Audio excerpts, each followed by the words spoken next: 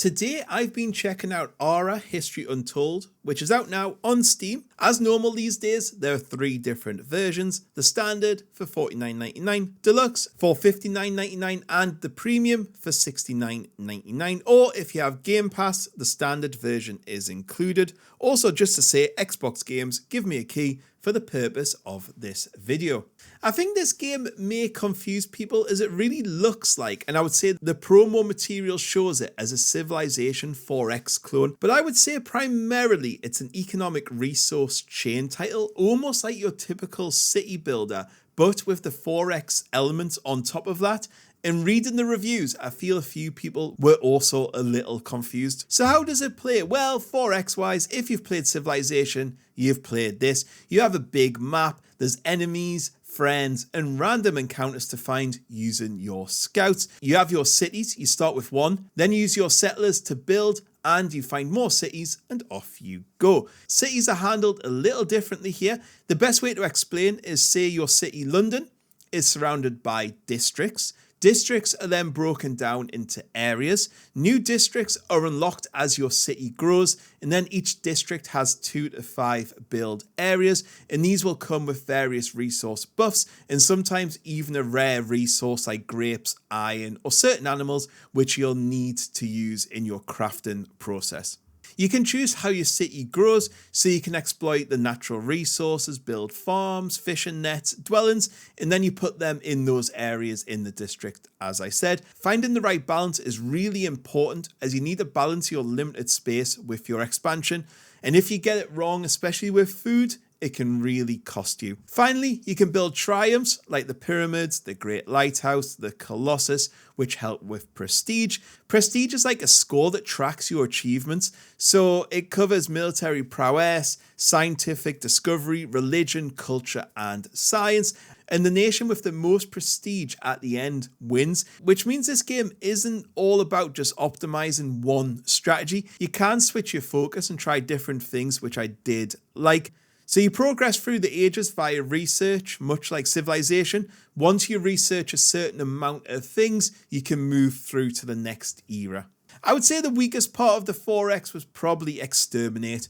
Military units are capped by formations and how much of each formation type you can muster. So if, like me, you're a bit more of a warmonger, then I think it might annoy you. There's not quite enough freedom here. The whole battle mechanics are a little bit lacking as well. Usually whoever has the most units wins. I think it's definitely the weakest of the 4 elements. Summing up the 4X side, I would say it's definitely more on the light side. None of the areas are particularly massively fleshed out, but it is easy to pick up and understand as a new player, which I'm sure some people will appreciate. Now moving on to the next part, which is crafting and resource. This is where the game gets a bit more complicated, and it plays a bit more like your traditional city builder. You place buildings like bakeries, blacksmiths, and workshops, and these are used to craft items that you consume naturally, or certain buildings, like some may need 10 rope, so off you go to find out how to craft that 10 rope. The other use for these materials is they can be deployed to temporarily boost key city attributes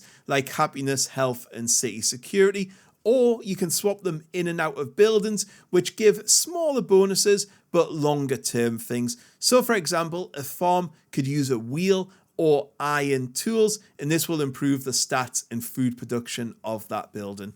However, I would say the game's UI does not handle this very well. Once you've got a huge number of crafting queues, on top of all the other queues, on top of all the building with individual crafted buffs, it becomes a micromanagement hellhole once you've got a few cities. It's okay in Act 1 when you've got 1, 2, or 3 cities. Above that, it really makes it difficult.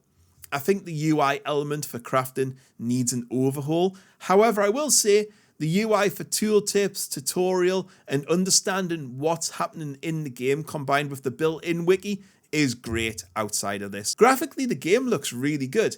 They are bright, vibrant, and look great. The maps look so nice. The level of zoom you can have in your city and just watching everything flow and the people walk around is honestly a joy. The assets look great. However, the game does suffer from some performance issues late in the game, and I don't like the cartoony leader style that it's going for.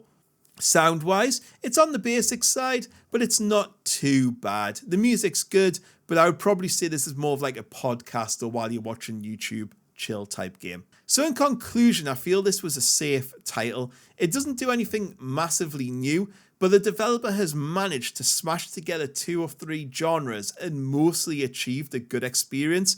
I would say some areas are massively undercooked, diplomacy, extermination, and religion especially, but it does have that one more click mentality. It's eye-catching, it kept me engaged, and on Game Pass, this is a no-brainer. You might as well download it. However, I think it's a harder sell when you're saying between £49 and £69. You can get much better city builders and better 4X games at this price point, but there's nothing out there that combines these elements into one. Definitely worth a wish list, and it just depends if you're willing to stick with it, as I think over time, this may become a great game. It's still a very solid experience.